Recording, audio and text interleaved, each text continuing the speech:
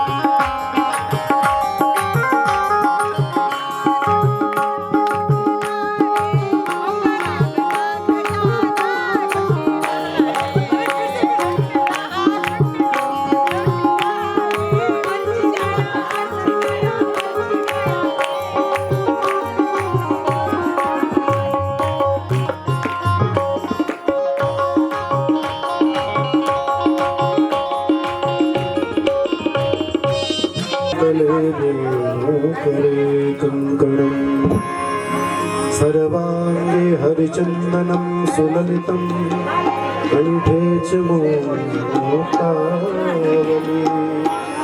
गोपास्त्री परिवेष्टितो विजयते गोपादिचूडामणि।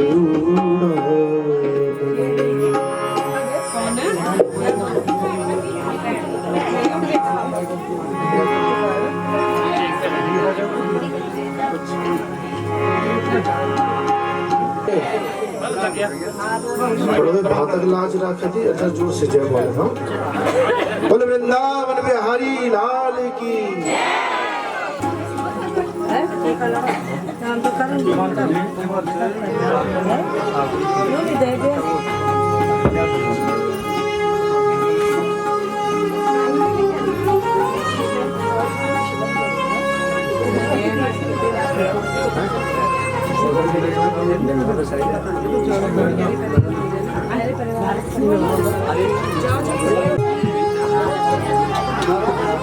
अब हमारा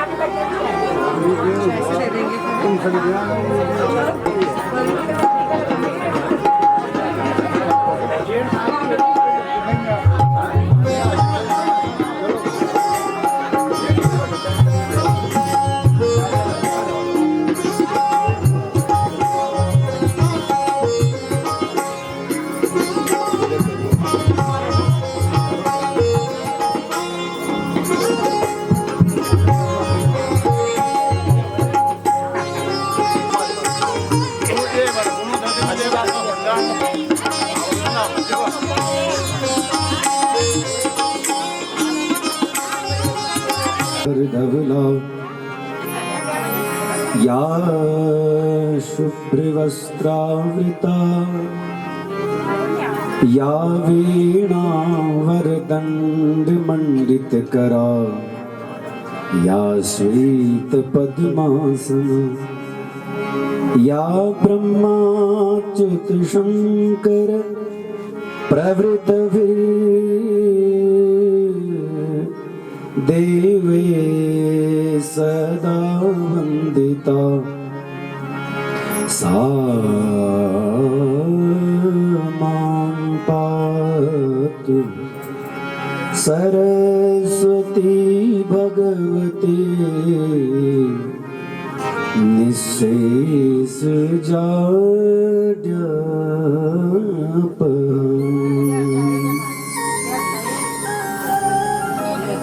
नमो नमस्ते स्ववृषभाय सात्वता विदो गुरुकाष्ठाय मोहकुयोगिनाम्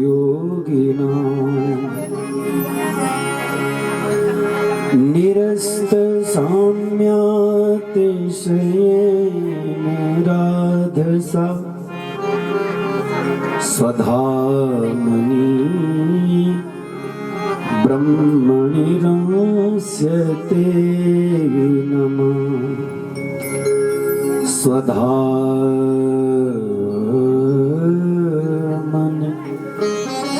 ब्रह्मणि रंस्यते नमः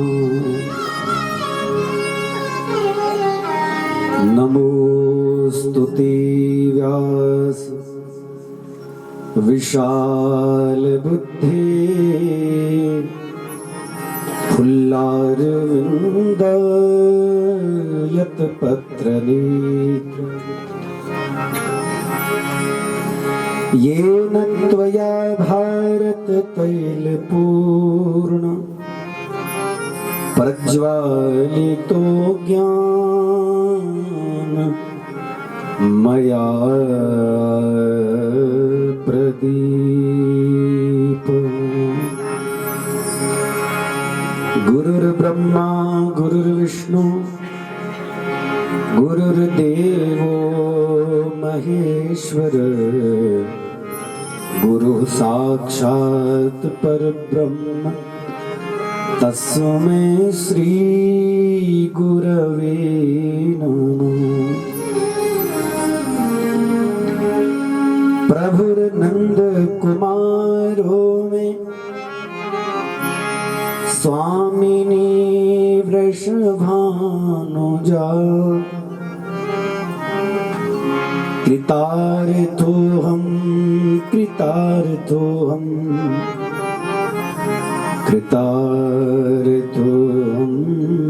न संशय प्रभु जी मोहिन बिसारियो चाहे लाख लोग मिली जाऊं मुझ सा तुमको बहुत है पर तुम सा मुझको नहीं।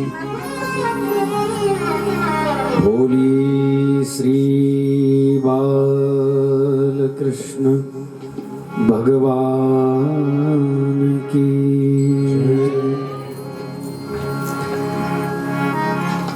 जय गोपाल राधा कृष्ण गोविंद गोविंद।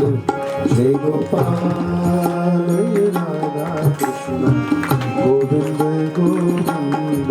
जय गोपाल राधा कृष्ण गोविंद गोविंद। जय गोपाल राधा कृष्ण गोविंद गोविंद। जय गोपाल राधा कृष्ण गोविंद गोविंद। जय गोपाल राधा कृष्ण गोविंद गोविंद। कृष्ण गोविंद गोविंद कृष्ण गोविंद गोविंद। कृष्ण गोविंद गोविंद कृष्ण गोविंद गोविंद। कृष्ण गोविंद गोविंद कृष्ण गोविंद गोविंद। कृष्ण गोविंद गोविंद कृष्ण गोविंद गोविंद। जय गोपाल राधा कृष्ण गोविंद गोविंद। जय गोपाल गोविंद गोविंद। जय गोपाल राधा कृष्ण गोविंद गोविंद। जय गोपाल राधा कृष्ण गोविंद गोविंद। कृष्ण गोविंद गोविंद कृष्ण गोविंद गोविंद। कृष्ण गोविंद गोविंद कृष्ण गोविंद गोविंद। कृष्ण गोविंद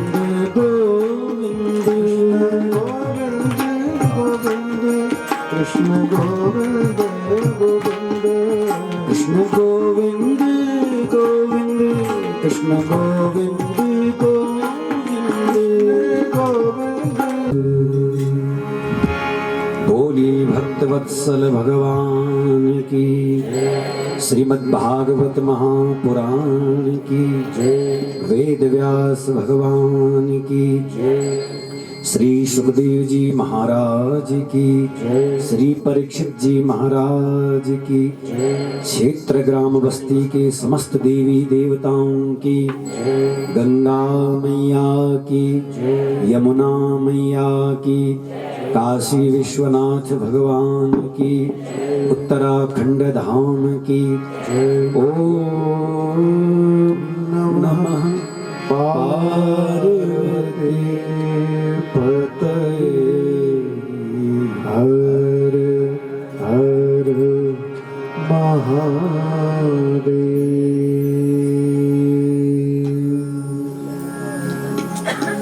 परम मंगल में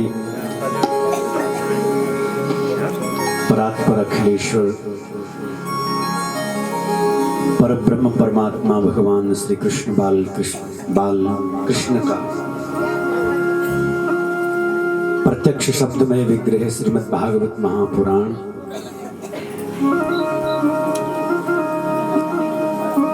प्रत्यक्ष अप्रत्यक्ष में विराजमान दिव्य चेतनाओं को प्रणाम के साथ विराजमान समस्त पूज्य आचार्य चरण, समस्त विप्र चरण व आप सभी भगवत चरणानुरागी श्रोताओं को व्यासपीठ से प्रणाम। हम सबका बड़ा सौभाग्य है कि इस पवित्र सिमड़ी ग्राम सभा में जोशी परिवार के आयोजन में इस कथा रूपी गंगा में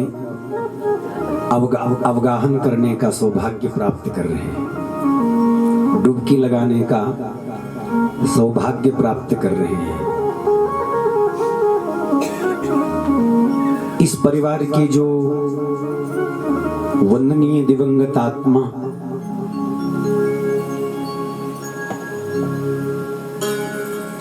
वंदनीय स्वर्गीय श्री महानंद जोशी जी,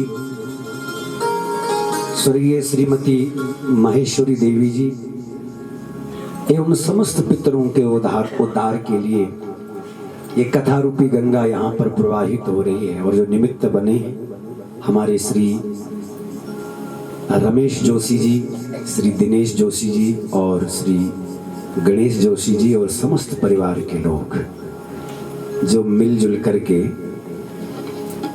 अपने पितरों को श्रीमद् भागवत रूपी तर्पण श्रद्धांजलि दे करके उनको भगवान के चरणों में स्थान मिले, इस हेतु तो इस यज्ञ को करवा रहे हैं।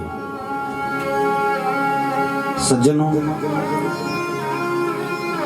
श्रीमद् भागवत की कथा जिस स्थान पर होती है वह स्थान तीर्थ हो जाता है, क्योंकि श्रीमद् भागवत की कथा जब होती है तब वहां एक तीर्थ नहीं तब वहां अनेक तीर्थ आ जाते हैं, ऐसे महापुरुषों ने कहा है। सर्वाणि तीर्थानि वसंति तत्र। कौन कौन से तीर्थ आते हैं? तो बोले सर्वाणि, बोले फिर भी,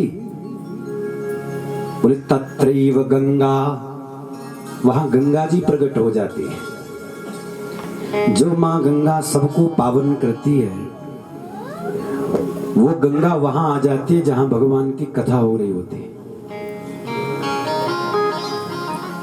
तत्रैव गंगा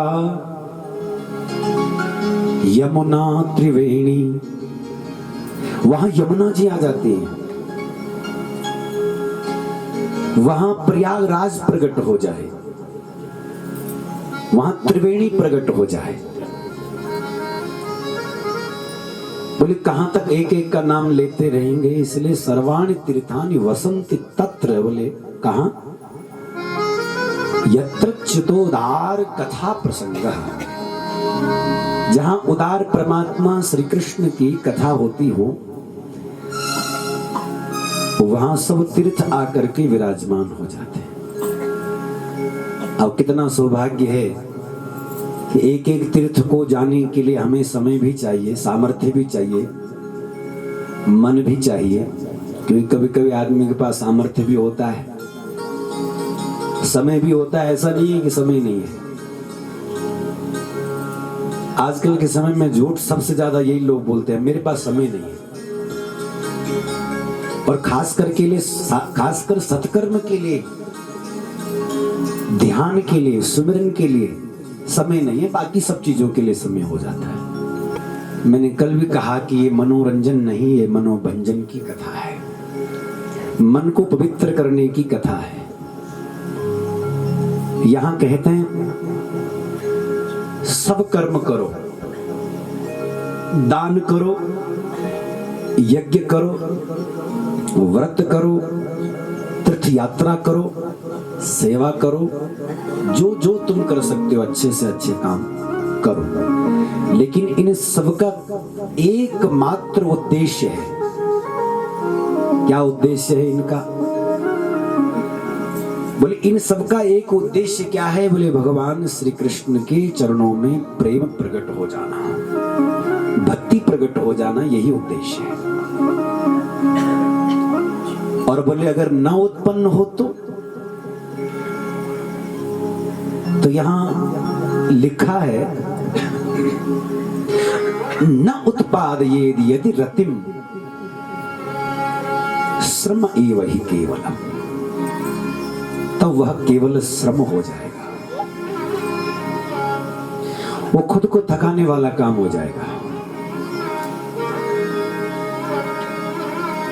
इसलिए इन सब शुभ कर्मों का एक ही उद्देश्य है, भगवान में हमारी अनन्य निष्ठा हो जाए।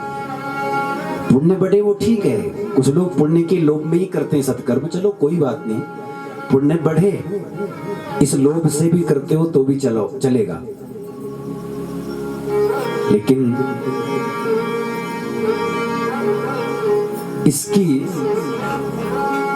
खास बात तो यही है, इन सब शुभ कर्मों को करने के पश्चात परमात्मा भगवान श्री कृष्ण में प्रीति बढ़ जाती है। कल हम सुन रहे थे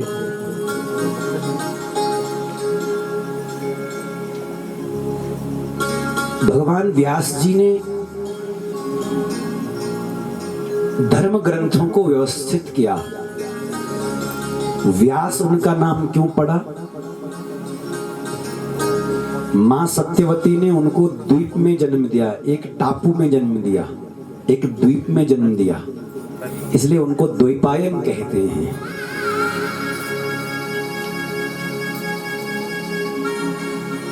और उनका रंग जो है वो सांवला है, इसलिए उनको कृष्ण कहते हैं,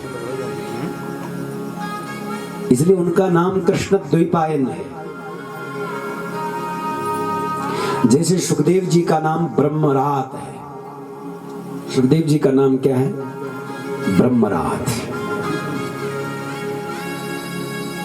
परीक्षित का नाम विष्णुरात,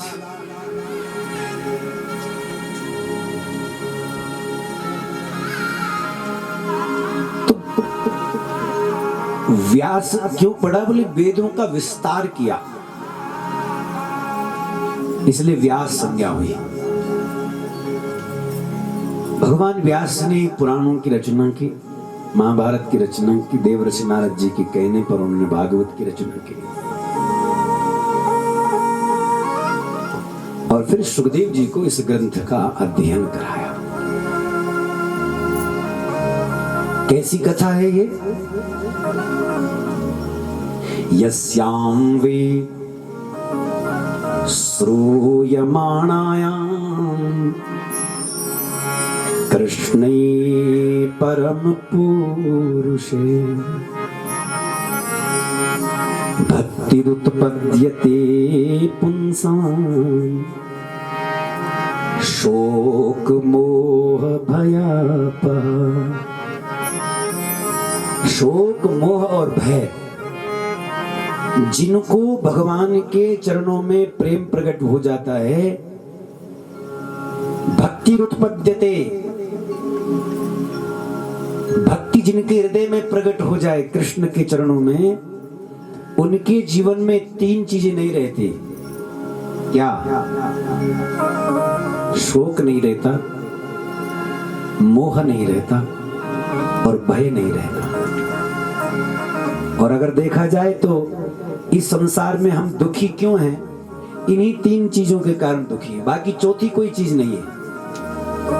दुख के कारण क्या है? तीन: शोक, मोह और भय। शोक किसका करते हैं? जो चला गया, जो बीत गया उसके लिए शोक करते हैं। और वर्तमान में मोह हमको रुलाता है। जहां मोह होगा वहां जिसके साथ मोह होगा उसका सुख दुख हमें व्याप्त होगा। मोह नहीं तो चाहे कितनी भी घटना घटे इस संसार में, बड़े से बड़े हादसा, बड़ा सा बड़ा हादसा हो जाए, आप नहीं रोओगे, हमारे आंसू नहीं निकलेंगे, क्योंकि हमारा मोह नहीं वहां, हम जुड़े नहीं है वहां। अधिकारी गुरु को अधिकारी शिष्य की आवश्यकता होती है।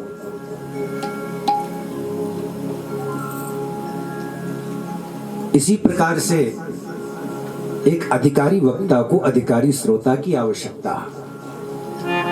मैं कथा सुनाऊं और वो उनको ठीक से समझ आ जाए, मैं ब्रह्म तत्व का निरूपण करूं और सुनने वाले बड़े प्रेम के साथ सुन करके उसको आत्मसात कर ले। में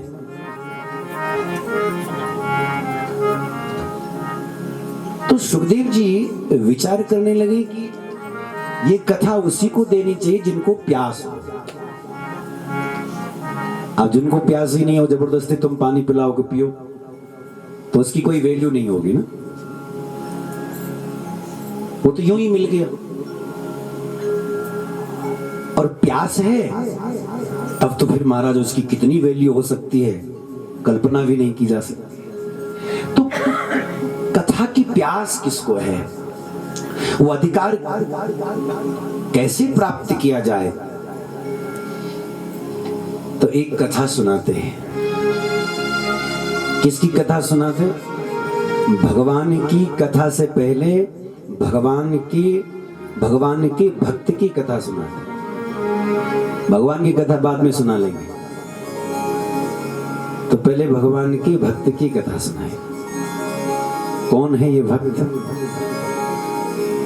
यदा मृधे कौरव सृंजयान वीरे स्वथो वीर गतिम गतेषु वृकोदराविद्ध गदाभिमर्श भग्नोरुदंडे धृतराष्ट्रपुत्रै। परीक्षित की कथा सुना है, परीक्षित बनने की कथा सुना है, परीक्षित होने की कथा सुना रहे हैं। और परीक्षित का शाब्दिक अर्थ क्या है? परीक्षित का शाब्दिक अर्थ है परितः ईक्षति। परितः यानी चारों ओर, जो देख रहा है, जो ढूंढ रहा है, या देख रहा है या ढूंढ रहा है। किसको? परमात्मा को। जो उसको खोज रहा है वही परीक्षित है। इसलिए मृत्यु के अंतिम क्षण में परीक्षित सावधान हो गए। बड़ी सुंदर कथा इस वंश की बताते हैं कि घटना 18वें दिन युद्ध की है। महाभारत के युद्ध काल का समय 18 दिन हो गए, अंतिम दिन था। दुर्योधन और भीम का युद्ध हो रहा था। भीम ने दुर्योधन की जंघा पर गदा का प्रहार किया। भगनौर दंडे धृतराष्ट्र पुत्री, और जब दंड का प्रहार किया, गदा का प्रहार किया, तो धराशायी हो गया, गिर गया। बहुत पराक्रमी था ये दुर्योधन, कोई सामान्य योद्धा नहीं था। लेकिन परमात्मा ने अब चाहा कि अब इस युद्ध को यहीं समाप्त कर दो। सूर्यास्त हो गया, इसको यूं ही छोड़ दिया, अधमरा। पांडव लोग अपने अपने शिविरों में गए। लगभग उत्सव की तैयारी है, अब हम राजा हो गए, हम युद्ध जीत गए। एक दूसरे की शिविरों में आकर के बधाइयां देने लगे, क्योंकि दुर्योधन तक ही यह युद्ध था। दुर्योधन मर गया तो फिर अब युद्ध भी समाप्त हो जाएगा। लेकिन अश्वत्थामा जब दुर्योधन के पास में गया, जो अंतिम सांसें गिन रहा था दुर्योधन, तो अश्वत्थामा ने दुर्योधन से कहा, मित्र मैं तुम्हारे लिए अब क्या करूं? मरते हुए दुर्योधन ने वचन मांगा कि अश्वत्थामा अगर तुम मेरे लिए कुछ कर सकते हो तो एक काम कर लो। बोले क्या? 5 पांडवों का सिर काट करके ला सकते हो?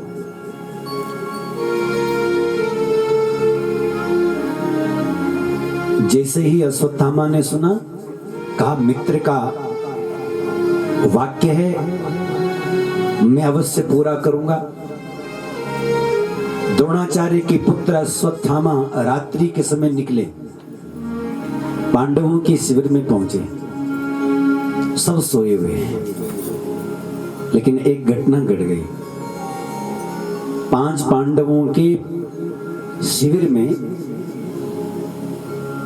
5 पुत्र उनके आए हुए हैं, और भगवान इनको जानबूझ करके पांडवों को साथ ले गए। उनको भी कहा तुम भी चलो, उनका नहीं हम नहीं जाते, हम आराम करेंगे।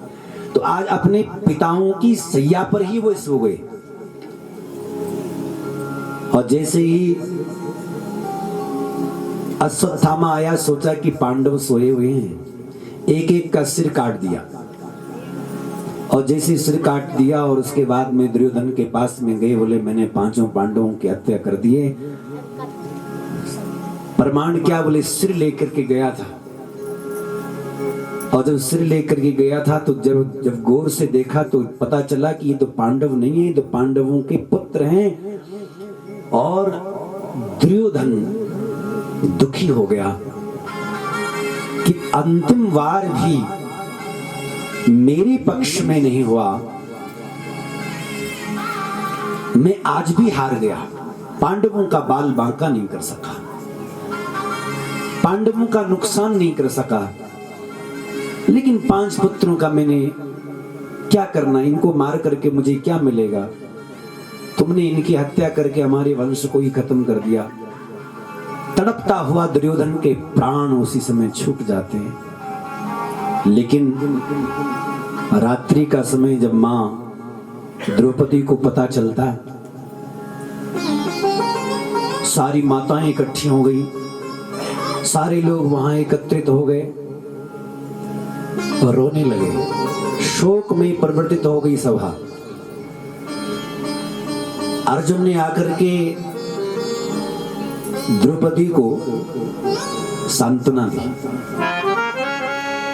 समझाया।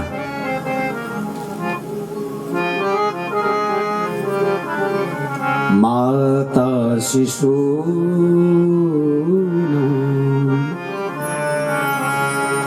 निधनम सुतानां, माता शिशूनां निधनम सुतानां कि तां सांत्वयन्नाः किरीटमालितां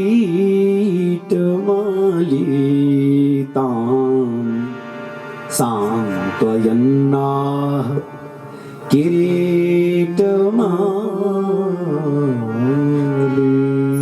किरीटमाली अर्जुन ने उनको सांत्वना दी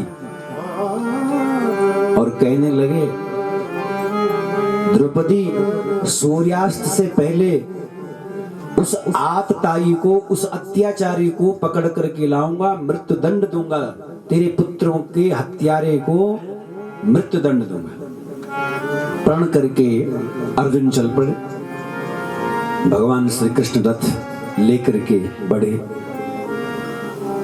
जब पता चला अश्वत्थामा को कि मुझे ढूंढ रहे हैं, तब तो रथ पर बैठ करके वो भी भागने लगा।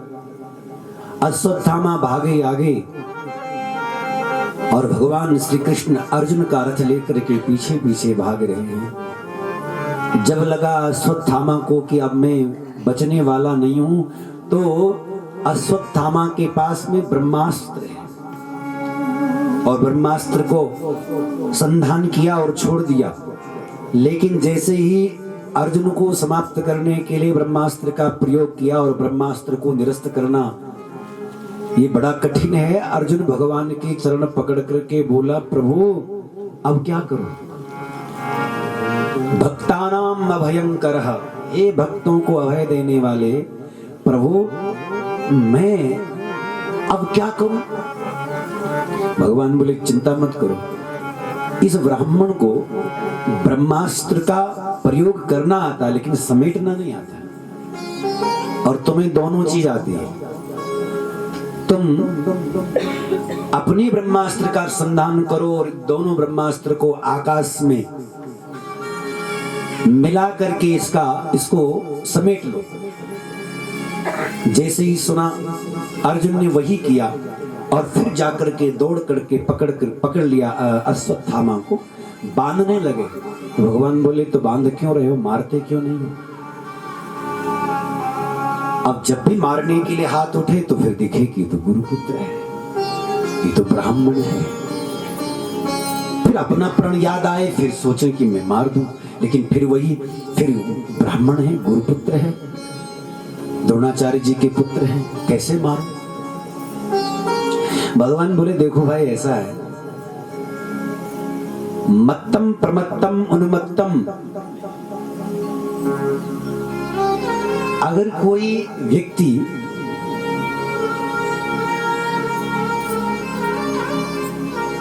पागल हो गया है, उन्मत्त हो गया है, सोया हुआ है, स्त्री है, प्रपन्न हो गया है, शरणागत आ गया है,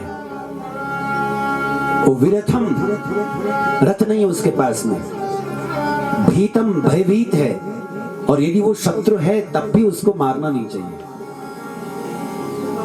शत्रु होने पर भी ऐसे व्यक्ति को मारना नहीं है, चाहे वो हमारा शत्रु स्त्री हो, बालक हो, सोया हुआ हो, उसको सावधान करना है, तब उसको मारना है। धर्म पुरुष जो है इस तरह से ऐसे जघन्य अपराध नहीं करते। इन्होंने कितना बड़ा अपराध किया, एक तो ये बालक और ऊपर से सोए हुए,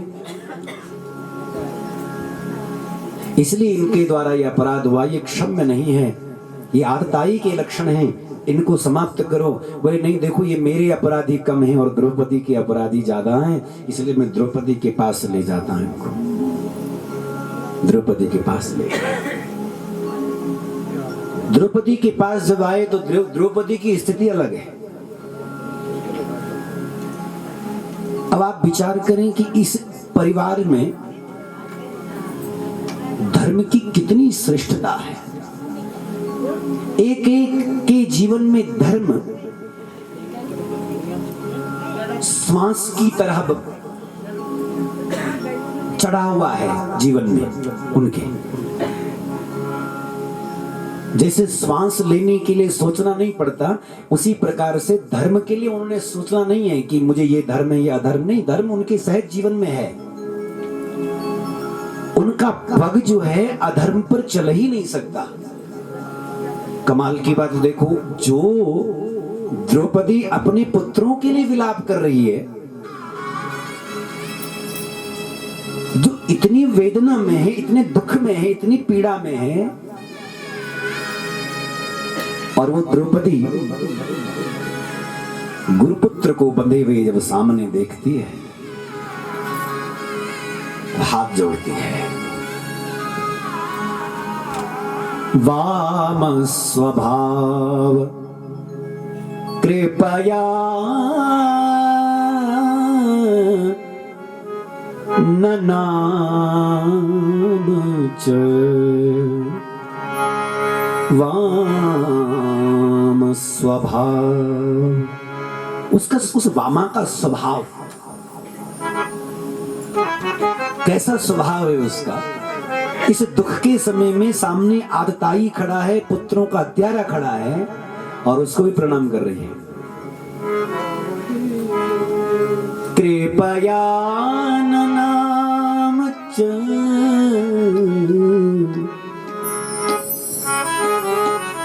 कैसे दिख रहे हैं अश्वत्थामा?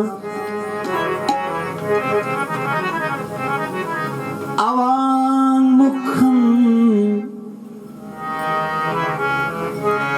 कर्मजुगुप्सितेन, कर्मजुगुप्सितेन। अवाङ्मुखम, मुख की स्थिति क्या है? बोले नीचे झुका हुआ, नजरें जमीन पर।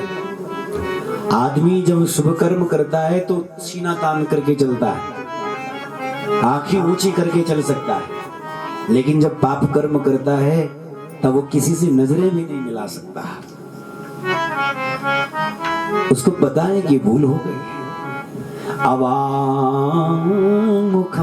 कर्म जुगुप्सिते, जुगुप्सित कर्म कर लिया इसलिए झुकी हुई नजरें।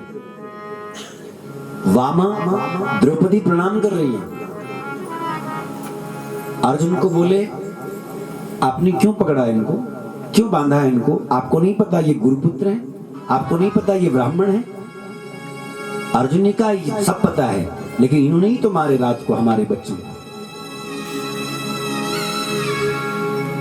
द्रौपदी की आंसू छलकने लगे और कहा अर्जुन मुच्यता, छोड़ दो इनको। कितना बड़ा दिल होगा उस महान द्रौपदी का उस समय, और कितनी बड़ी धर्म निष्ठा उसकी है, क्योंकि वो इसका परिणाम जानती है। मुच्यताम मुच्यतामेष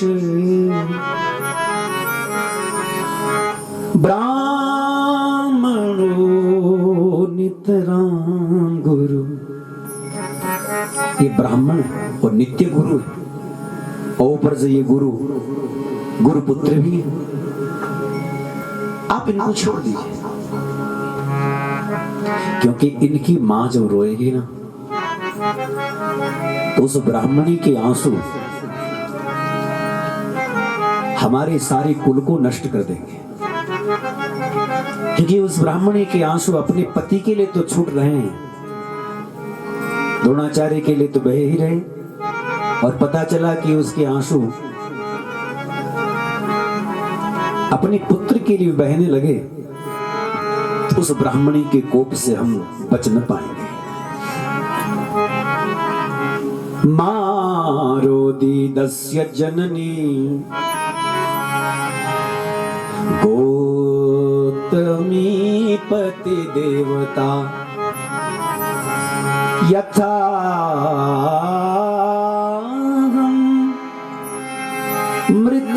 मृदवत्सारता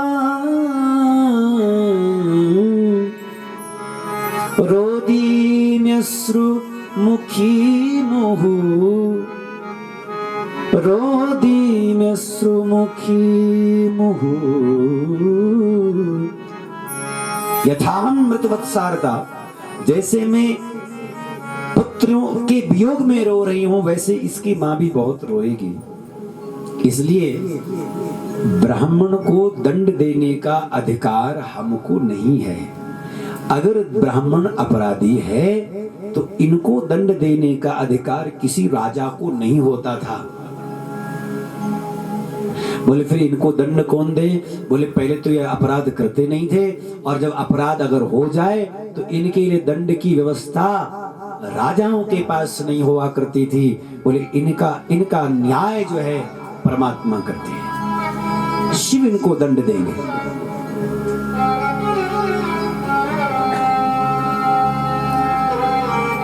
इसलिए ब्राह्मणों को दंड देना नहीं है। अर्जुन को कहा छोड़ दो। अर्जुन ने कहा फिर मेरी प्रतिज्ञा क्या कहा? भगवान से पूछे, बोले प्रभु बताओ अब क्या करूं मैं? ये तो कह रही है कि मारना नहीं, और मैं तो सुबह सुबह प्रतिज्ञा करके चला।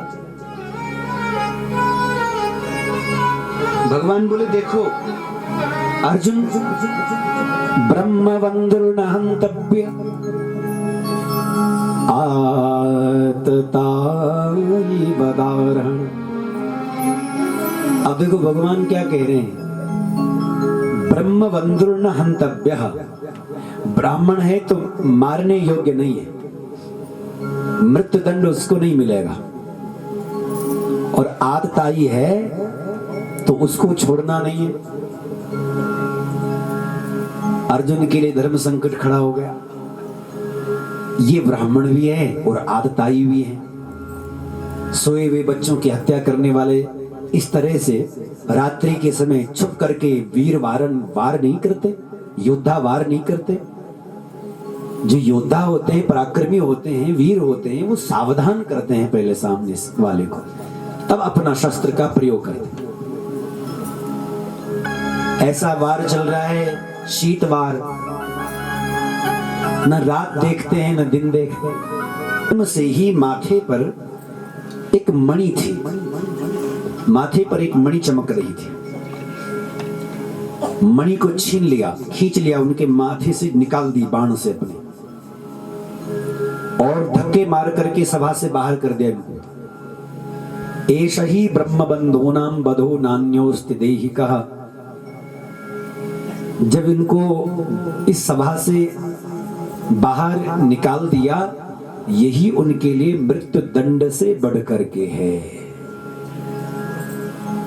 अब होना ये चाहिए था कि अश्वत्थामा को शांति होनी चाहिए थी कि चलो कम से कम मारा नहीं, छोड़ दिया। लेकिन अश्वत्थामा यहीं चुप नहीं रहे। उन्होंने कहा अच्छा मुझे अपमानित करते हो? अश्वत्थामा ने सोचा कि मैं इनके वंश को लगभग समाप्त कर ही चुका हूं, लेकिन अभी कुछ है उसको भी समाप्त करूं। अभिमन्यु की पत्नी जो उत्तरा है, वो उत्तरा जो है वो गर्भवती है। अभिमन्यु वीर गति को प्राप्त हो गए, उत्तरा जो है वो गर्भवती है। तो उस उत्तरा के गर्भ में जो शिशु है उसको मारने के लिए शस्त्र का प्रयोग किया, ब्रह्मास्त्र का प्रयोग किया। ब्रह्मास्त्र का जब प्रयोग किया, बेचारी उत्तरा भागी। जब उसका गर्भ जलने लगा, दौड़ती उत्तरा भगवान के पास चली आई। मार्ग में युधिष्ठिर थे, लेकिन युधिष्ठिर से कुछ नहीं बोला। भीम भी थे, अर्जुन भी थे, बहुत लोग मिले, लेकिन दौड़ती सीधे भगवान के पास में गए। पाहि पाहि मायोगिन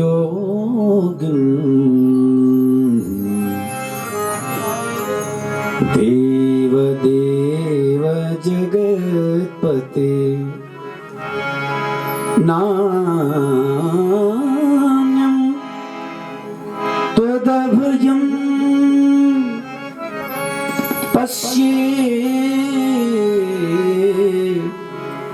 यत्र मृत्यु परस्परं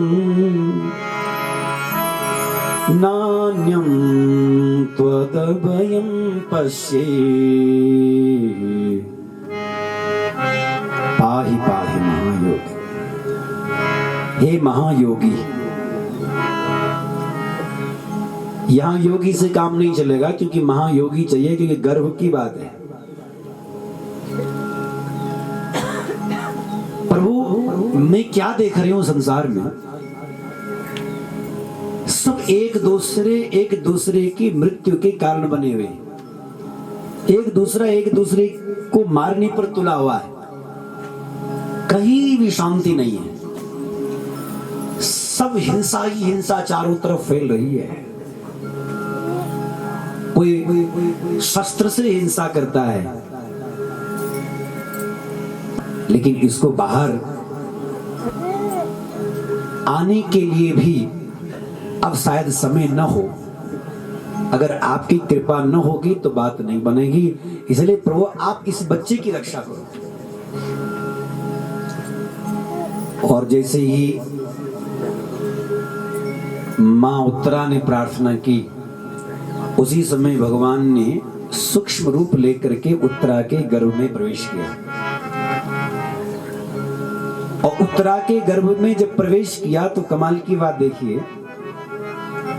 उस बालक को गर्भ में परमात्मा के दर्शन हो गए, जिस परमात्मा के दर्शन के लिए बड़े बड़े योगी, सिद्ध, मुनींद्र जन, साधक वृंद, तपस्वी जन निरंतर साधना करते रहते हैं, लेकिन फिर भी नहीं पाते, और उसको गर्भ में मिल गए। ददर्श पुरुषम कंचित दह्यमानोस्त्रतेजसः, जहां वो जल रहा था एक आग के गोले से, उसी समय परमात्मा का सौम्य शांत स्वरूप जब भीतर देखा तो भूल गया उस दुख को। देखी हरि की वो दिव्य छवि, मंत्र मुग्ध हो गया। भगवान ने उस बालक का रक्षण किया। जब ये सब घटनाएं घटी, तब मां कुंती को पता चला। भगवान अब जाने की तैयारी कर रहे हैं, युधिष्ठिर राजा बन चुके हैं, राज्याभिषेक हो चुका है, भगवान द्वारिका जाना चाहते हैं, रथ पर बैठे हैं। इतने में मां कुंती सामने खड़ी हो गई, और जैसे मां कुंती सामने आई, मां कुंती प्रणाम करने लगी। भगवान श्री कृष्ण बोले, मां, बुआ, ये तुम्हें आज क्या हो गया? ये तो मुझे प्रणाम कर रही है बुआ, ऐसी उल्टी गंगा क्यों बहा रही है?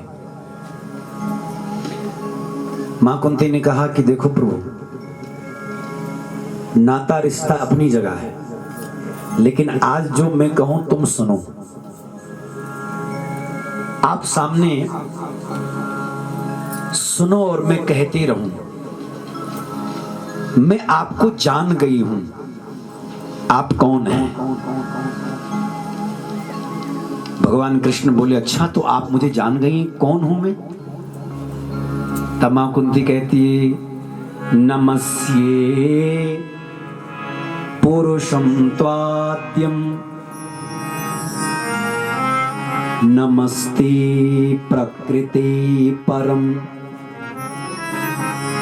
अलक्ष्यम सर्वभूतानां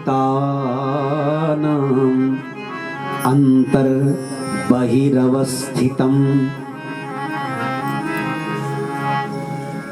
नमस्ते पुरुषम तो आद्यम, आप कौन हैं? आप परम पुरुष हैं, आप आदि पुरुष हैं, आप अनादि हैं, आप सब जगह होते हुए भी अलक्ष्य हैं। सर्वभूतानां, पंच महाभूतों में आप ही विद्यमान हैं, परंतु अलक्ष्यम, दिखते नहीं। बड़ी विचित्र लीला है आपकी, है सब जगह तुम्ही। नान्यम तदभयम पश्ये, आपकी सिवाय अन्य कुछ है ही नहीं। नमस्ते पुरुषम त्वाद्यम, नमस्ते प्रकृति परम, आप प्रकृति मैं होकर के भी प्रकृति से जुदा है। ये प्रकृति आप में और आप इस प्रकृति में होकर के प्रकृति इसमें नहीं है, निर्लेप है। इस संसार प्रकृति में जब तक हम हैं तब तक इसमें हानि लाभ जय पराजय हर्ष शोक सब हमको व्याप्त होगा, हम सब जीवात्माओं को ये सब व्याप्त होगा। लेकिन उस परमात्मा की विशेषता ये है कि वो इस प्रकृति में होता हुआ भी इस प्रकृति से परे है, इसलिए संसार का हर्ष शोक द्वंद्व यानी किसी भी प्रकार का द्वंद्व उनको व्याप्त नहीं होता। अदक्षम सर्वभूतानाम, और है कहां आप अंतर बही, आप भीतर भी हैं और बाहर भी हैं। अगर ये कहें कि नहीं आप केवल अंदर ही हैं बाहर नहीं है, ऐसा नहीं। अगर ये कहें कि बाहर हैं अंदर नहीं है तो ऐसा भी नहीं। भगवान कहां है? अंतर बहिरवस्थितम। अब सोचो विचार करो कि उस मां कुंती का वो ज्ञान नेत्र जब खुल गया तब कैसा अनुभव हुआ। ज्ञान चक्षु के खुल जाने के बाद में ये पता चला, ये बोध हो गया कि वही भीतर भी है और बाहर भी है, अंतर बहिरवस्थित।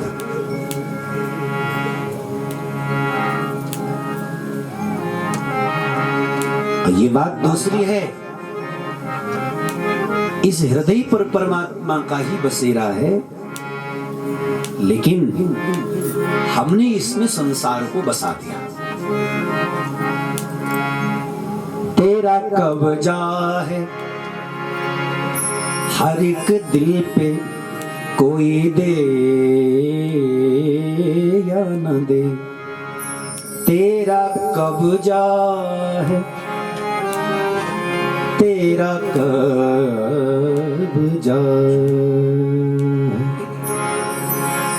हर एक दिल पे, कोई दे या न दे।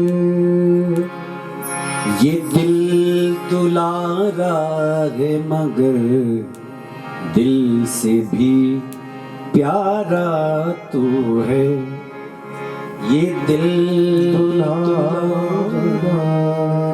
है मगर दिल से भी प्यारा तू है। दिल दुखाने की दवा भी करूं तो किस पे करूं, किस पे करूं। दिल दुखाने की दवा भी करूं तो किस पे करूं। दर्द दिल भी तू है, दिल भी हमारा तू है। दर्द दिल भी तू है और दिल भी हमारा तू है। बिंदु आंखों से बहा बैठे हैं उल्फत की नदी। बिंदु आंखों से बहा बैठे उल्फत की नदी। मैं हूँ मझधार में घनश्याम किनारा, मैं हूँ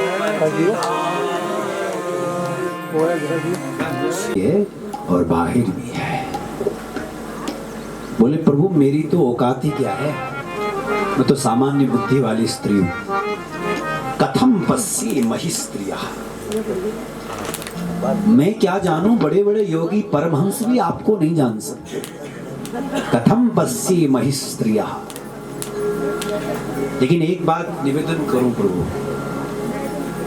मैं जीवन के पीछे मुड़ करके अपने हालातों को जब विचार करती हूं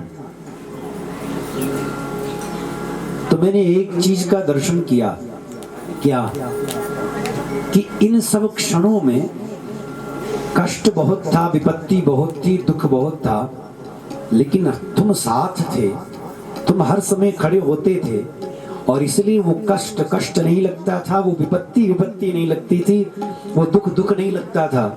इसलिए एक कृपा चाहती हूं मैं अब, क्या कि अब मुझे आपसे एक चीज मांगनी है। क्या मांगना है बोलो बुआ? भगवान कन्हैया ने विचार किया होगा, अच्छा मौका है, क्योंकि मेरा भक्त तो कभी कुछ मांगता ही नहीं है और ये मांगने के लिए कह रहे हैं, तो अच्छा अवसर है, ये मांगेंगे और मैं दे दूंगा। क्योंकि आज तक तो मैंने यही देखा, जो भी भक्त हो गया उसने कभी कुछ मांगा ही नहीं। भगवान कहते मेरा भक्त कैसा, दीयमानम न गृह्णन्ति, मैं कहूं कि ले बेटा ये रख ले, तो भगवान से कहता प्रभु आप भी ना, क्या करूंगा इसको रख कर। भगवान बोले संपत्ति ले ले, तो भक्त कहता नहीं मैं क्या करूंगा संपत्ति को रख कर, आपका भजन छूट जाएगा। अच्छा भगवान कहते तो मुक्ति ले ले, तो कहते नहीं मुक्ति भी नहीं चाहिए। साष्टी सालोक्य सामीप्य सायुज्यादि जो मुक्ति है, भगवान कहते मेरे देने पर भी वही नहीं लेते। दीयमानम न गृह्णन्ति विना मत्सेवनम जना, दीयमानम न गृह्णन्ति, मैं कहता हूं कि ले बेटा मुक्ति ले ले, नहीं लेते। और मां कुंती कह रही कि मुझे कुछ चाहिए, तो ये तो अच्छा अवसर हो गया कि मैं देना चाहता हूं भक्त को और भक्त कभी लेता नहीं, और आज मां कुंती मांग रही क्योंकि ये तो परम भक्त है और मैं दूंगा, तो इसका मतलब ये हो जाए कि सारे जो भक्त हैं उनके ऋण से मैं भी ऋण हो जाऊंगा। अगर एक भी भक्त को मैंने दे दिया उनकी मांग पर, तो मैं ऋण हो जाऊंगा। मां कुंती से बोला अच्छा मांग बुआ क्या चाहिए, तो मां कुंती ने कहा प्रभु अगर आपको देना ही है तो एक कृपा करो, क्या विपदः सन्तु न शश्वत् तत्र तत्र जगद्गुरो भवतो दर्शनं यत्स्या अपुनर्भव दर्शनम्। अगर देना है तो मेरी झोली में दुख और डाल देना। और ये सुनते ही भगवान की आंखें भर आई, रोने लगे ठाकुर जी। ये कैसा भक्त है, किस मिट्टी से बना हुआ होता है ये? संसार का ऐश्वर्य, संसार का भोग इनके कदमों में हो सकता है कि ये मेरे भक्त हैं, लेकिन इनको तो केवल मेरी भक्ति चाहिए, केवल इनको मेरा सुमिरन चाहिए। अच्छा तुम्हें विपत्ति क्यों चाहिए, दुख क्यों चाहिए? मां कुंती ने कहा कि प्रभु मैं स्वार्थी हूं,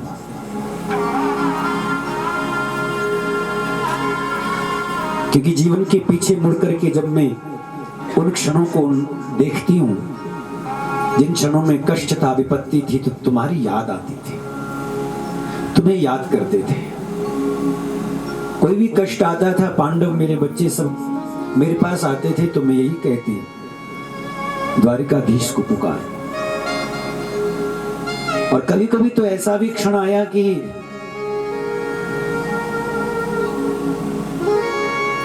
तुम्हारे पास बुलावा बाद में गया और तुम हमारे पास पहले आ गए। तुम्हारे पास संदेश बाद में पहुंचता है, लेकिन तुम पहले खड़े हो गए। क्या क्या षड्यंत्र मेरे पुत्रों को मारने के लिए नहीं किए गए, क्या क्या कष्ट नहीं दिए गए, लेकिन प्रभु ये विपत्ति, ये कष्ट भी हमारे लिए वरदान हो गए। इसलिए एक कृपा करो, कहीं सुख आ गया और तुमको भूल गए तो सब गड़बड़ हो जाएगा। क्योंकि सुख के माते सिल परे जो हरि हृदय से जाए। ऐसे सुख का हम क्या करें, पत्थर पड़े ऐसे सुख को, जिस सुख में हम परमात्मा को भूल रहे हैं। सुख के माथे सिल परे जो हरि हृदय से जा, बलिहारी वा दुख की जो पल पल नाम रटाए। उस दुख के बलि बलि जामे जो भगवान का हर समय स्मरण कराता रहे। इसलिए हमें दुख दे दीजिए। और प्रार्थना करते करते मां कुंती कहती, अथ विश्वेश विश्वात्मन विश्वमूर्ते स्वकेषु स्नेहपास मिमं चिंदे दृढ़ं पांडु सुब्रेष्णिषु। कितनी समझ होगी मां कुंती को। वो कहती है आप विश्वेश हैं। विश्वेश का अर्थ क्या बोले, विश्व के जो एकमात्र स्वामी है, ईश विश्वेश। विश्व के ईश जो वो विश्वेश। विश्व मूर्ति, ये विश्व आप ही का स्वरूप है। विश्वात्मा आप है, विश्व की आत्मा आप है। प्रभु अब आपसे एक चीज और चाहती हूं। क्या बोले, जो मेरा स्नेह दो जगह है, दो जगह से उस स्नेह को भी काट दो। अब वहां भी स्नेह नहीं रहना चाहिए। बोले कहां कहां है, एक मेरा पांडवों में स्नेह है, मेरे बच्चों में स्नेह है, और दूसरा मेरे मायके में मेरा स्नेह है। ये मायके वाला स्नेह भी खत्म करो,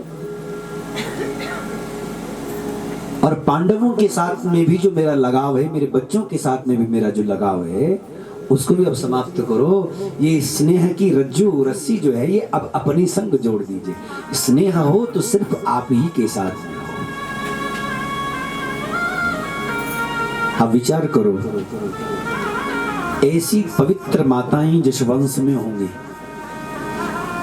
ऐसी पवित्र विचारधारा वाली मातृशक्ति जिस वंश में होंगी, जहां द्रौपदी जैसी साध्वी, उत्तरा जैसी धर्मनिष्ठा, और मां कुंती जैसी समर्पणता के साथ में जहां ये नारी शक्ति विराजमान होंगी, तो बताओ वहां भक्त पुत्र नहीं उत्पन्न होंगे, वही तो भक्त पैदा होंगे, वही तो श्रेष्ठ आचरणशील संतानें उत्पन्न होंगी। और देखो क्या हुआ, भगवान जो है बाणों की सैया पर पड़े पितामह भीष्म के पास में भी जा रहे हैं, क्योंकि वो भी अभी इंतजार कर रहे हैं। एक से बढ़कर के एक इस वंश के लोग हैं। परीक्षित तक पहुंचना है, परीक्षित को कथा का श्रोता बनाना है। तो लेकिन परीक्षित श्रोता कैसे बनता है, देखो उसका कितना पवित्र वंश है, उसमें कितनी निर्मलता है। वंश की पवित्रता के कारण सहज ही उसमें भक्ति का अंकुर पैदा हो गया है। गर्भ में ही भगवान के दर्शन हो गए उसके हृदय में, गर्भ में परमात्मा का दर्शन हो गया। और फिर इसके बाद में पितामह भीष्म के पास जब पहुंचते हैं, तो पितामह भीष्म ने भगवान की बड़ी सुंदर स्तुति करी। युधिष्ठिर जी महाराज को उन्होंने जीवन का अपना अनुभव दिया, राजधर्म बताया, राजा का कर्तव्य क्या होना चाहिए ये समझाया, दान धर्म के विषय में बताया, स्त्री का धर्म बताया, मोक्ष धर्म भी बताया, समास व्यास योगता, समास और व्यास पद्धति से, यानी संक्षेप और विस्तार पद्धति से उन्होंने सारी ये बातें समझाई। और उसके बाद में वो भगवान की स्तुति करते हुए कहते हैं, मति रूप कल्पिता वितृष्णा भगवती सात्वत पुंगवे विभुम्नि स्वसुख मुपगति क्वचिद विहर्तुं प्रकृति मुपेयुषि यद भव प्रवाह। पितामह भीष्म इंतजार कर रहे थे बाणों की सैया पर उत्तरायण का। एक उत्तरायण तो मकर संक्रांति पर होता है ना? उत्तरायण और दक्षिणायन है ना, दो अयन है। क्या है? दो अयन, जिनको हम देवताओं के दिन और रात कहते हैं। हमारे दिन और रात तो 24 घंटे में समाप्त हो जाते हैं, लेकिन देवताओं का दिन 6 महीने का और रात्रि भी 6 महीने की होती है। तो देवताओं का जो दिन है उसी को हम उत्तरायण कहते हैं। माघ से शुरू होता है और फिर दक्षिणायन उनकी रात्रि है, फिर 6 महीने की रात्रि का वृतांत है। तो जो साधक वृंद हैं वो कहते हैं कि हमें मृत्यु, हमारी मृत्यु हो तब कब हो? बोले वो उत्तरायण काल के समय हो, क्योंकि उत्तरायण काल में अगर प्राण छूटते हैं तो उसकी ऊर्ध्वगति होती है, वो भगवान के धाम को प्राप्त हो जाता है यदि वो साधक है। थोड़ा भी साधन किया हुआ हो, थोड़ा भी भजन किया हुआ हो, तो उत्तरायण काल में उसको ऊर्ध्वगति ही मिलती है। लेकिन एक उत्तरायण है भगवान श्री कृष्ण। उत्तरायण यानी उत्तरा के गर्भ में जिसने अयन किया वो उत्तरायण। उत्तरा के गर्भ में कौन गए? भगवान, इसलिए उत्तरायण कहलाए। बोले वो उत्तरायण तो आना ही चाहिए, पर वो उत्तरायण भी आना चाहिए जिसको देख करके मैं प्राण छोड़ूं। और वही उत्तरायण जब सामने भगवान श्री कृष्ण खड़े थे तब वो कहते हैं, प्रभु अब मैं आपको एक चीज सौंपना चाहता हूँ। मेरे पास एक बेटी है, मेरी बेटी है। कौन है आपकी बेटी? बोले इति मति रूप कल्पिता। मति, मेरी मति रूपी बेटी, मेरी बुद्धि ही बेटी है। अनेक अनेक साधनों से, अनेक अनेक सत्कर्मों से, अनेक अनेक तपश्चर्या से, जप से, संयम से, नियम से, यज्ञ आगादिक कर्मों से मैंने इस बुद्धि को निर्मल किया है। ये बुद्धि को निर्मल करने के उपाय है और मैंने इन सब चीजों से इस बुद्धि को बहुत संवारा है, पवित्र किया है, योग्य बनाया, श्रेष्ठ बनाया। और अब ये जब योग्य हो गई है तब इसको योग्य पति मिलना चाहिए। और योग्य पति कौन है? इस बुद्धि के लिए योग्य पति यदि कोई है तो परमात्मा ही है। क्योंकि आप ही तो कहते हैं मय्यर्पित मनो बुद्धि। मुझे अगर कुछ देना है तो क्या दो? बुद्धि और मन दो। आजकल लोग भगवान के पास पता नहीं क्या क्या चढ़ा लेते हैं। फल ला करके चढ़ा दे, फूल ला करके चढ़ा दे, संसार की सारी वस्तुएं ला करके चढ़ाने का सामर्थ्य रखते हैं। लेकिन अगर दीनता है तो केवल इस विषय में है। चढ़ाने का सामर्थ्य अगर नहीं है तो केवल इस विषय का है कि वो मन नहीं चढ़ा सकते और बुद्धि नहीं चढ़ा सकते। कहां तक वर्णन करूं? युद्ध के मैदान में आप प्रण करके आए थे कि मैं शस्त्र नहीं उठाऊंगा, और दुर्योधन मुझे बार बार छेड़ रहा था, बार बार मुझे कोस रहा था कि तुम इन पांडवों का कुछ नहीं कर रहे हो। तो मैंने भी प्रण कर दिया। आपने युद्ध में प्रण किया था, युद्ध में आने से पूर्व, कि मैं युद्ध के मैदान में शस्त्र नहीं उठाऊंगा। तो मैंने भी एक दिन प्रण किया कि लाजो मेरी गंगा जननी शांतन सुत न कहाऊं, आज जो हरिहंस हूं शस्त्र न कहाऊं। अगर आज मैंने हरि से युद्ध के मैदान में शस्त्र न उठवाया तो मेरी माई का लाल ने ये प्रण कर लिया।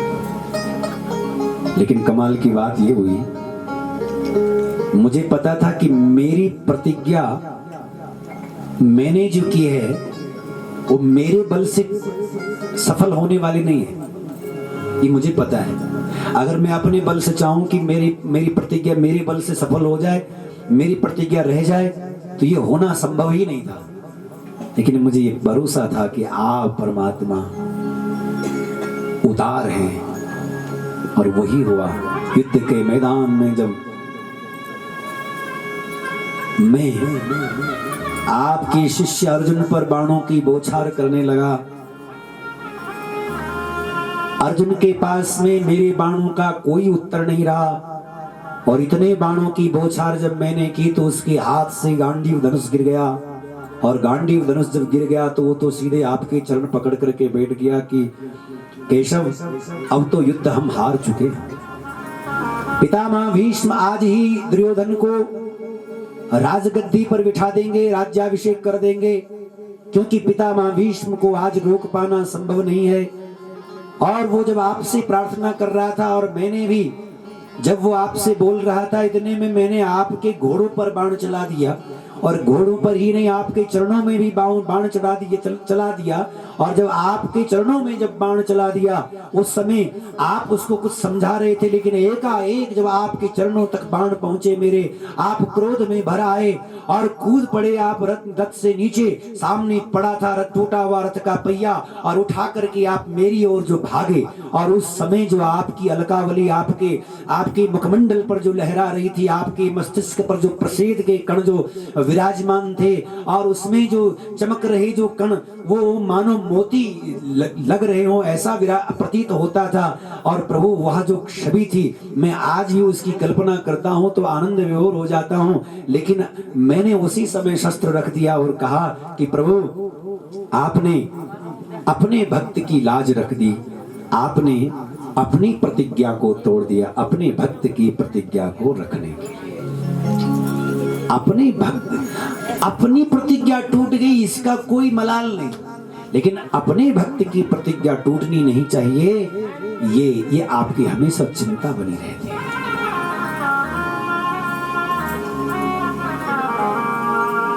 अपना मान भले टल जावे, पर भक्त का मान न टलते देखा।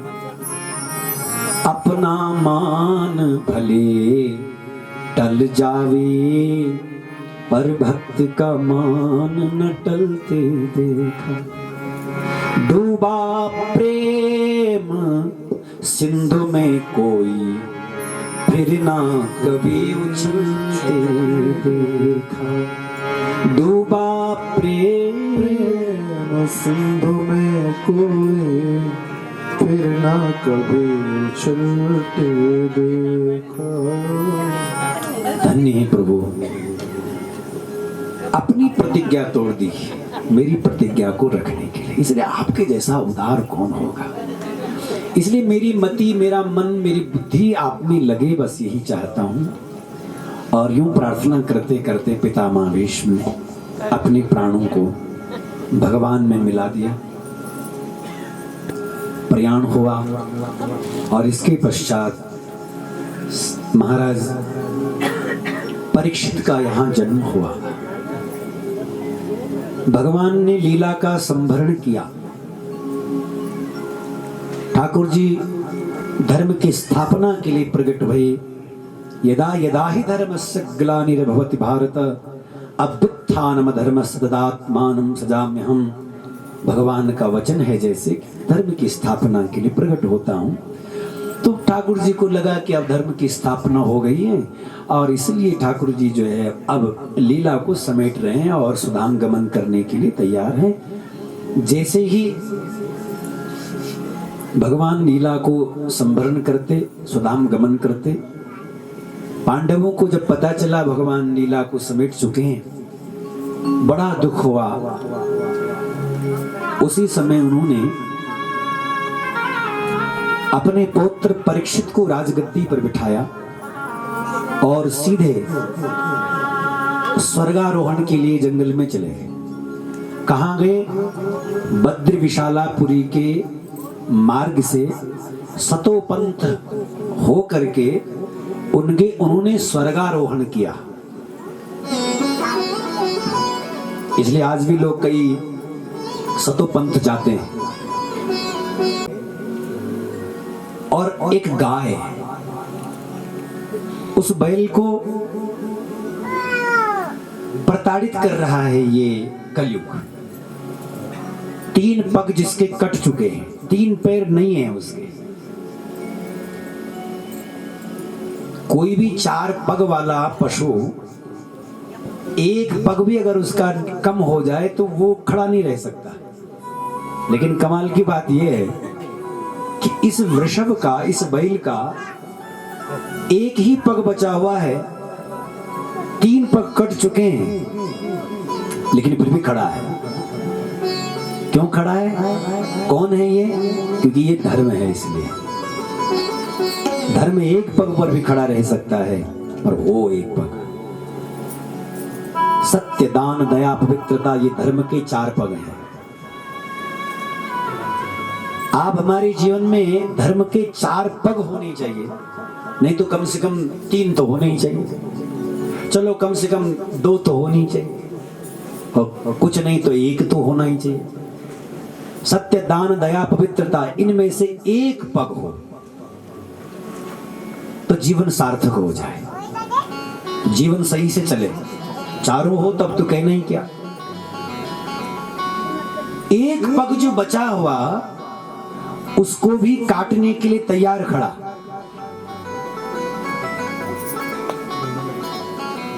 ये कलयुग जो है ये नहीं चाहता कि आप हम धर्म करें, इसलिए इस कलयुग की यही विशेषता है। ये क्या करता है, जब भी आप धर्म के क्षेत्र में जाते हैं, जब भी आप सत्कर्म के मार्ग पर चलते हैं, तब ये आपको कई सारी उलझनों में डाल देता है कि अरे इससे कुछ होता है कि नहीं होता।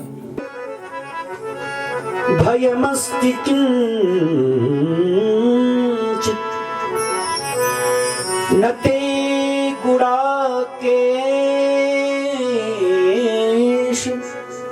यशोधराणम्। तुझे नहीं पता कि मैं गुडाकेश, अर्जुन का एक नाम क्या है? गुडाकेश। मैं गुडाकेश अर्जुन का पुत्र हूं। बड़े बड़े प्रतापी हमारे कुल के लोग, जिनके धनुष की टंकार से सारा ब्रह्मांड त्रस्त हो जाया करता था, ये मत समझना कि वो चले गए हैं तो मुझ में वो सामर्थ्य नहीं है। उनकी कृपा का अंश मुझ पे भी है, इसलिए अभी तुझे मृत्यु दंड दे दूंगा। जैसे ही कलयुग ने सुना, कलयुग ने विचार किया कि इनसे उलझना ठीक नहीं है। चतुर चालाक व्यक्ति का यही लक्षण होता है। जो चतुर होता है, जो चालाक व्यक्ति होता है, वो ज्यादा झगड़ा करना उचित नहीं समझता, झगड़े में अपना समय व्यर्थ नहीं गंवाना चाहता। वो चरण पकड़ करके वो राजीनामा कर लेता है, और फिर जब मौका मिले तो फिर पीठ में वार करने का काम करता है। इसलिए बड़े बड़े प्रेम से पहले अपना संबंध स्थापित करता है, और उसके बाद में फिर जब अवसर मिलता है तो फिर मार देगा। कलयुग को लगा कि इनसे झगड़ने से कोई फायदा नहीं है, हाथ जोड़ करके बोला, महाराज आप जैसा राजा कौन है इस दुनिया में? यत्र क्वचन वत्स्याम सार्वभौम तवाज्ञया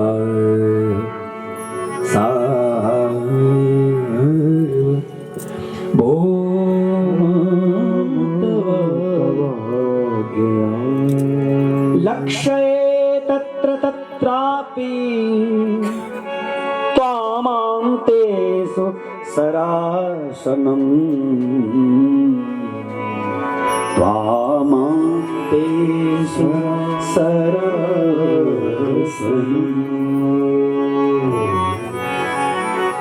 जो चतुर चालाक होते हैं उनकी वाणी भी बड़ी मीठी हो जाती है। भाई हाथ जोड़ करके बोले, अरे महाराज आप जैसा राजा को जहां देखता हूं आपका ही राज्य है। अगर आप कह दो कोई जगह निर्धारित कर दो तो मैं वहीं रह लूंगा, जगह जगह नहीं भटकूंगा। आप मुझे जगह दे दो, स्थान दे दो। तो कहा ठीक है, मैं तुझे स्थान देता हूं। कहां स्थान दिया? द्यूतम पानम स्त्रियः सूना यत्र अधर्मश्चतुर्विधम् में कलयुग को स्थान मिला। कौन से सुवर्ण में? जो अन्याय से, अनीति से लूटा हुआ कमाया जो धन है, उसमें कलयुग का वास है। और जो नीति से, धर्म से कमाया हुआ जो स्वर्ण है, संपत्ति है, धन है, उसमें किसका वास है? नारायण का वास है। अब जो अनीति से कमाया हुआ होगा सोना, जो संपत्ति, वो निश्चित हमारी बुद्धि को खराब करेगा। उस अनीति से कमाए हुए धन से संसार का सुख तो कुछ समय के लिए होगा, लेकिन शांति कभी जीवन में नहीं रहेगी। इसलिए आज समाज के पास में सुख सुविधा के भोग के बहुत सारी चीजें उपलब्ध हैं, और अगर नहीं है तो केवल क्या नहीं है, बोले शांति नहीं है, मन को विश्राम नहीं है। हर समय स्ट्रेस में है, हर समय व्यक्ति तनाव में है, हर समय व्यक्ति वो किसी न किसी उलझन में फंसा हुआ है। और इस तरह से कलयुग ने देखा कि अरे राजा परीक्षित का मुकुट भी तो सोने का है, चलो मुकुट में चले जाए, क्योंकि यह मुकुट नीति का नहीं था। क्योंकि राजाओं के पास धन तो सब नीति का है, ऐसा तो नहीं होता। तो नीति का ये धन नहीं था। इस मुकुट में गया, और मुकुट में गया तो बुद्धि में गया, और बुद्धि में गया तो बुद्धि बिगड़ गई। अब सबसे पहले राजा की बुद्धि बिगड़ गई, प्रजा तो बाद में देखेंगे, लेकिन इसने तो सीधे राजा ही को ही पकड़ लिया। और राजा को जब पकड़ लिया तो उसके पश्चात ये हुआ, जंगल में राजा शिकार खेलने के लिए गए, जबकि आज तक किसी जीव की हिंसा नहीं करते थे। आज मन में आया, अरे हम राजा लोग हैं, थोड़ा सा आखेट करें, कितने सारे निरपराध जीवों की हत्या कर दे। लेकिन जंगल में ये सब भटकते भटकते, ये सब काम करते करते प्यास लगी, और राजा को जब प्यास लगी तो आश्रम में समीक ऋषि के आए। प्यास को बुझाने के लिए ऋषि के आश्रम में आए। कौन सी प्यास? शांति की प्यास को बुझाने के लिए अगर कहीं जाना हो तो ऋषि का ही आश्रम है, महापुरुषों का ही आश्रम। लेकिन वहां विनम्रता होनी चाहिए, वहां राज मद नहीं होना चाहिए, वहां पद मद नहीं होना चाहिए, पद का मद नहीं होना चाहिए। मैं कुछ हूं इसका कोई मद नहीं होना चाहिए, धन का मद नहीं होना चाहिए, पद का मद नहीं होना चाहिए, रूप का मद नहीं होना चाहिए, यौवन का मद नहीं होना चाहिए। ज्ञान उनको प्राप्त होता है, शांति उनको प्राप्त होती है जो विनम्र भाव से शरणागत होकर के, पिपासु बन करके उसके अर्जन के लिए प्रयास करते हैं। लेकिन राजा ने वहां अपना मद दिखाया कि मैं राजा हूं। वो महात्मा जो समीक ऋषि समाधि में बैठे थे, उनकी आंखें ही नहीं खुल रही थी। राजा बार बार चिल्ला रहे थे, मैं चक्रवर्ती सम्राट परीक्षित, मुझे पानी पिलाओ, मैं प्यासा हूं। महात्मा ने सुना ही। राजा को लगा, अच्छा कहीं नाटक तो नहीं कर रही है, मेरे सामने ढोंग तो नहीं कर रहे।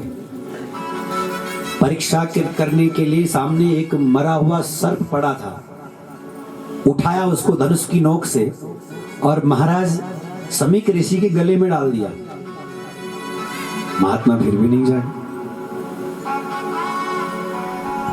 राजा निराश होकर के वापस लौट आया। राज्य में वापस जब आए, इतने में समीक ऋषि के पुत्र श्रृंगी जो कौशिकी के जल में स्नान कर रहे थे, उनको जब पता चला, ऋषि कुमारों ने आकर कहा कि सुनो सुनो ऋषि कुमार, देखो तुम्हारे पिता के गले में मरा हुआ सर्प डाला है एक राजा परीक्षित ने।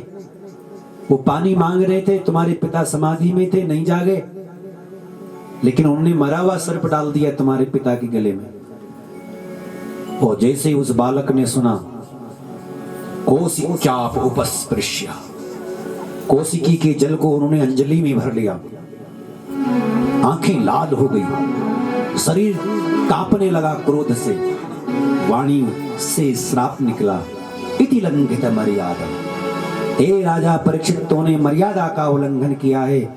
इसी नाग का राजा जो तक्षक है, वही तुम्हारी मृत्यु का कारण बनेगा। 7वें दिन तुम्हारी मृत्यु हो जाएगी। और जैसे ये श्राप दिया, अब सोचो एक छोटा सा बालक, एक ऋषि कुमार श्राप दे रहा है। समीक ऋषि को जब पता चला कि बेटे ने श्राप दे दिया है, तो उनको ये नहीं लगा कि ये अरे इसका क्या श्राप लगेगा, ये छोटा बच्चा है। लेकिन वो जानते थे ब्राह्मण बालक का श्राप कभी मिथ्या नहीं हो सकता, क्योंकि उस समय उनके जीवन में सत्य होता था, उस समय उनके जीवन में धर्म होता था। सत्य धर्म के बिना वो जीवन नहीं जिया करते थे, इसलिए जो भी कुछ बोलते थे वो बात सत्य होती थी। श्राप दे दिया। परीक्षित को बचाना है ऐसा सोचा समीक ऋषि ने अपनी करुणा के कारण। 7 दिन में मृत्यु होगी, कहीं पता चला परीक्षित घर बैठा रहा, उसको पता ही नहीं कि मेरी मृत्यु होने वाली। इसलिए जाकर के परीक्षित को संदेश दिया कि भाई 7 दिन है तेरे पास में, मृत्यु से बचने का उपाय कर ले। परीक्षित को जब ये पता चला तो परीक्षित ने तुरंत अपने पुत्र जन्मेजय को राजगद्दी दी और सीधे गंगा के किनारे चले आए।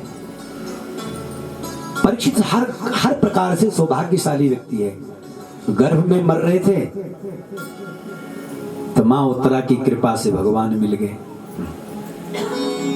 यहां 7 दिन में मृत्यु होने के लिए ऋषि ने श्राप दे दिया, लेकिन गुरु की कृपा से फिर मार्गदर्शन मिल गया कि 7वें दिन मृत्यु होने वाली, जरा सावधान हो जा। तो 7 दिन सचेत होकर के बिताने हैं, गंगा के किनारे आ गए। और गंगा के किनारे आकर के परीक्षित जी महाराज संत महात्माओं के आने का इंतजार करने लगे। यहाँ संत महात्मा योगी यति वृंद सब आने लगे। सबसे एक ही निवेदन करते, हे महात्माओं, आप कृपा करके ये बताओ हमें मृत्यु से पार कैसे होना है। समय थोड़ा है, मंजिल बहुत दूर है, कैसे चले, कैसे पहुंचेंगे। लेकिन कोई भी ये नहीं कहता था कि इस काम से तुम्हारा कल्याण होगा, बल्कि वो जब प्रश्न सुनते थे तो वो इधर उधर दाएं बाएं की बात करते थे। वो कहते थे, बताओ ऋषि कुमार ने ये अच्छा थोड़ी किया, श्राप दे दिया, इतने बड़े धर्मात्मा राजा को श्राप दे दिया, ये अच्छा नहीं किया। तो परीक्षित जी महाराज ने कहा, दशत्वलम गायत विष्णुगाथा गायत विष्णुगाथा। ऋषि कुमार के श्राप को सिद्ध होने दीजिए। मैं नहीं चाहता कि मेरे देश का कोई ऋषि कुमार का श्राप मिथ्या हो जाए। सोचो, मेरे देश का ब्राह्मण बालक का जो श्राप लगा है, श्राप जो उन्होंने दिया है, वो मिथ्या नहीं होना चाहिए, वो सच होना चाहिए। यहां ब्राह्मण का मान सदैव बना रहना चाहिए। यहां ऋषि कुमार का मान, ऋषियों का मान हमेशा बना रहना चाहिए।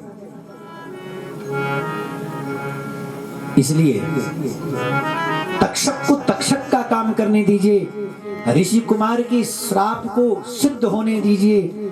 आप अपना काम करिए। हे महापुरुषों, आपका काम क्या है पता है? मुझे याद दिलाना पड़ेगा क्या आपको? हाँ, क्या काम है? गायत विष्णु गाथा। तुम हमें केवल कथा सुनाओ, भगवान विष्णु की कथा सुनाओ, कथा सुनाओ, कथा सुनाओ। वो कथा कथा कथा जब वो चाह रहे थे, इतने में सुखदेव जी के कानों में भनक पड़ गई और दौड़ते हुए सुखदेव परीक्षित की सभा में प्रकट हो गए। तत्राभवत् भगवान व्यासपुत्रो, तत्राभवत् भगवान व्यासपुत्रो, तत्राभवत् भगवान व्यासपुत्रो, तत्राभवत् भगवान व्यासपुत्रो। यदृक्षयागमटमानो नपेक्ष। वहां साक्षात श्री सुखदेव जी प्रकट हुए, दिगंबरम।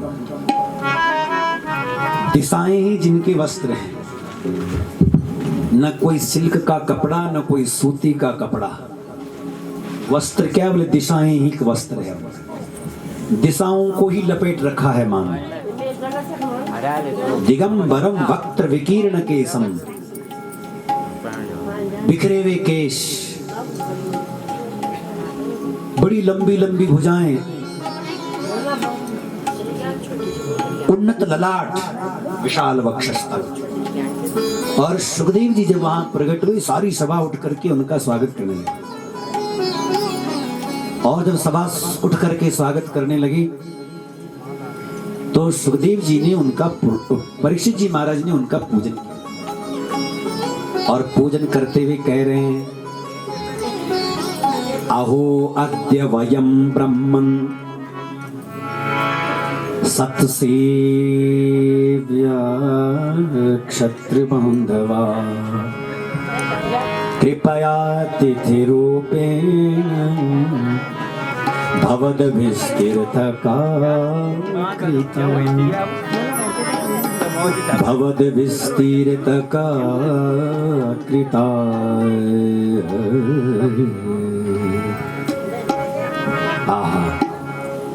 आपने इस स्थान को तीर्थ बना दिया,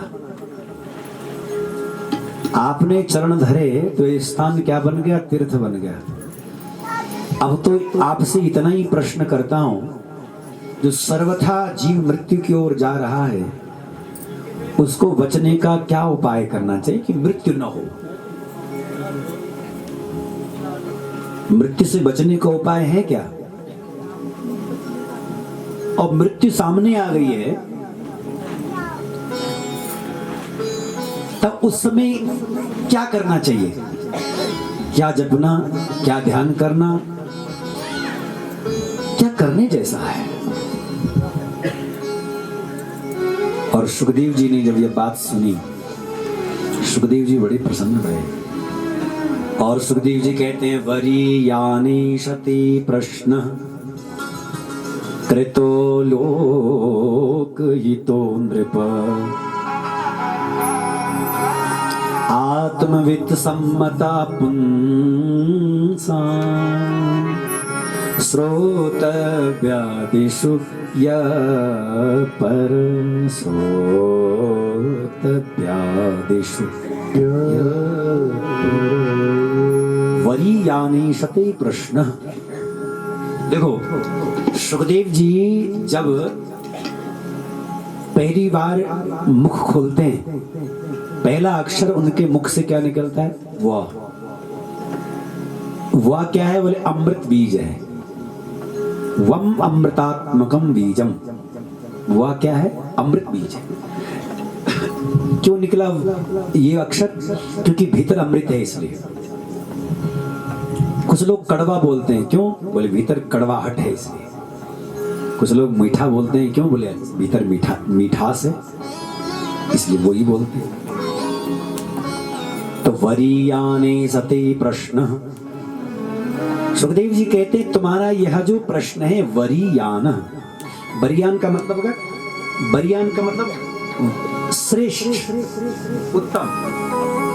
वरीयाने सते प्रश्न, ऐसते प्रश्न वरीयान, बहुत श्रेष्ठ उत्तम प्रश्न, वरेण्य प्रश्न, कल्याणकारक प्रश्न। प्रश्न ऐसे होनी चाहिए। आत्म कल्याण कैसे होना चाहिए, ये प्रश्न हो ना।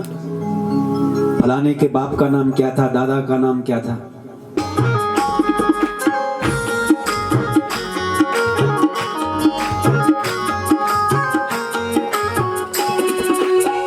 कुड़ी पुंगड़ी की छुट्टी जान, संग मां तेरा वक्त कुछ नहीं जाना। संग मां पुंगड़ी की छुट्टी जान, संग मां तेरा वक्त कुछ नहीं जाना। सब छुट जान, वो सब छुट जान, छुट जान कुछ नहीं जान। वो सब छुट जान, छुट जान कुछ नहीं जान। सब छुट जान, छुट जान कुछ नहीं जान। सब छुट जान, छुट जान कुछ नहीं जान।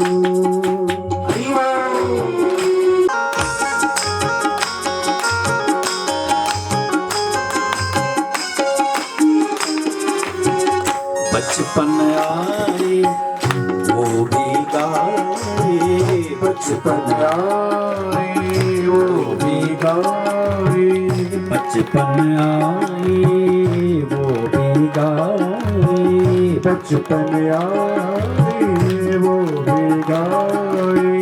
जानी आली पर वो भी निराली, वो जवानी आली पर वो भी निराली, जानी आली पर वो भी निराली, जवानी आली पर वो भी निराली। ये संग मां ली जाली तोई बस पुड्याण, संग माली जानी तेरी बस पुड्याणो, सब छुट्टी जान, सब छुट्टी जान, छुट्टी जान कुछ नहीं सब जान। छुट जान कुछ नहीं जाना। हे जी थोड़ी थोड़ी की छुट्टी जान, संग मां तेरा वक्त कुछ नहीं जान। थोड़ी थोड़ी अखी छुट्टी जाना, संग मां तेरा वक्त कुछ नहीं जाना। सब छुट्टी जान, सब छुट्टी जान, छुट्टी जान कुछ नहीं जान। सब छुट जान हरि ओम।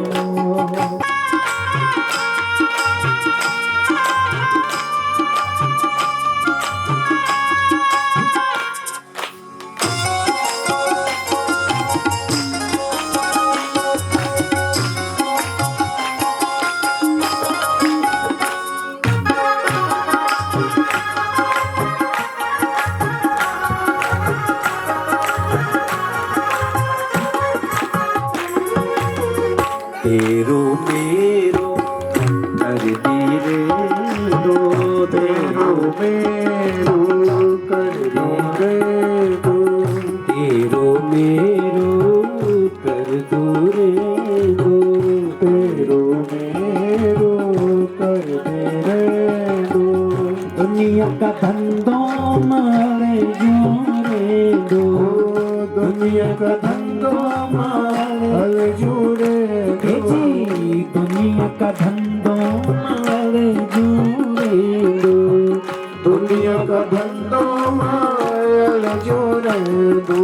दुनिया की चाकरी मां कुछ नहीं पाऊं, ओ दुनिया की चाकरी मां कुछ नहीं पाना। सब छुट्टी जान, सब छुट्टी जान, छुट्टी जान कुछ नहीं सब छुट जान कुछ नहीं जाना। हे जी कोड़ी पुंगड़ी अखी छुट्टी जान, थोड़ी थोड़ी अखी छुट्टी जाना। हे जी संग मां तेरा वक्त कुछ नहीं जान। वो दगड़ा तेरा वक्त कुछ नहीं जाना। सब छुट्टी जान, छुट्टी जान कुछ नहीं सब छुट जान कुछ नहीं जाना। जान खाली जानो, खाली आनो खाली जानो, खाली आनो, खाली जानो, खाली आनो खाली जानो। दुनिया में कैसे सुधी निरुसानो, ओ दुनिया में कैसे सुधी रुसानो। जे दुनिया में कैसे सुधी निरुसानो, दुनिया में कैसे सुधी रुसानो। ये सब छोड़ी उड़ी जादू यू पराने, सब छोड़ी उड़ जान यू पराना। सब छुट्टी जाने, सब छुट्टी जाने, छुट्टी जाने कुछ नहीं जाने। सब छुट जान कुछ नहीं जाना। ये कूड़ी पुंगड़ी की छुट्टी जाना, ओ कूड़ी पुंगड़ी अखी छुट्टी जाना। संग मां तेरा वक्त कुछ नहीं जाना, संग मां तेरा मत कुछ नहीं जाना, सब छुट जान छुट जान छुट जान, वो सब छुट जान हरि बोल। छुट जान।